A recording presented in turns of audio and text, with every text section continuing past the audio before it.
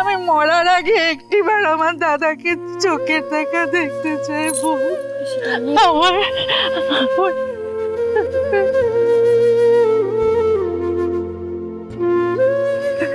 পিসি ঠাম্মি, আমরা না এখন থেকে কলকাতাতেই থাকবো, আর দাদু ঠাম্মি কলকাতা এলে আমি নিজে দাদুকে নিয়ে এই বাড়িতে আসবো তোমার সঙ্গে দেখা করাতে, কেমন?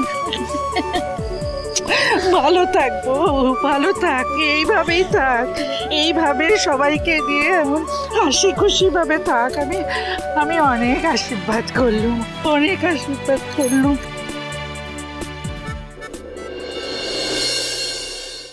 শোন না, আমাকে আরেকটি বার ওই আমার নাতির ঘরের প্রতি ছবিটা দেখাবি? দেখাচ্ছি, এই দেখো, এই যে দাদু ভাই। মুখ দেখলুম যে, দাঁড়া দা।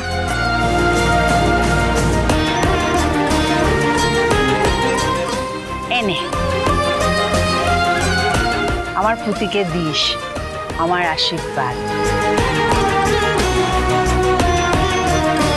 আর যখন সবাই মিলে আসবি কলকাতায়, তখন আমার ওই পুতিটাকেও একবার নিয়ে আসিস তো। হ্যাঁ, ওকে বলবি চল তোকে নিয়ে যাচ্ছি তোর ডেঞ্জার পিসি ঠাম্মির কাছে। আমিও তো দুটো একটা ইংরেজি জানি না।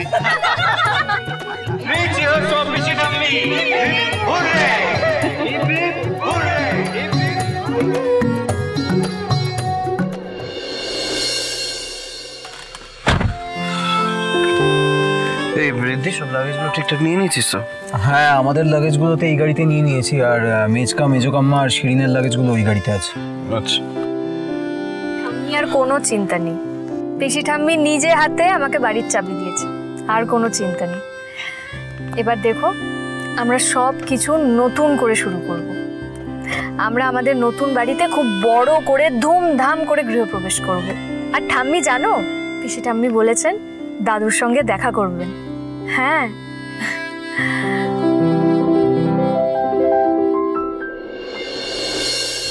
না না শুভলক্ষ্মী,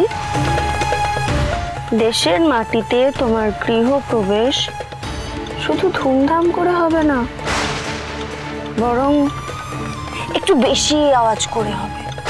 আমার অতীতের দিকে হাত বাড়িয়েছিলে তুমি, তার জন্য বড় সড়ো উপহার আমি তোমাকে দেব। Just wait and watch.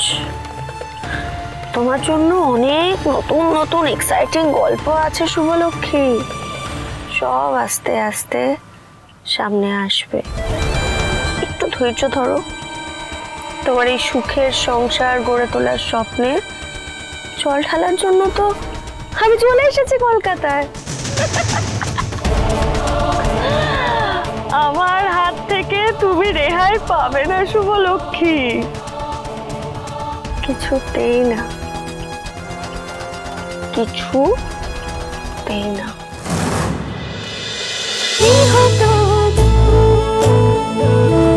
গৃহপ্রবেশ সোম থেকে রবি রাত 10টায় স্টার জলসায় ও জিও হটস্টারে।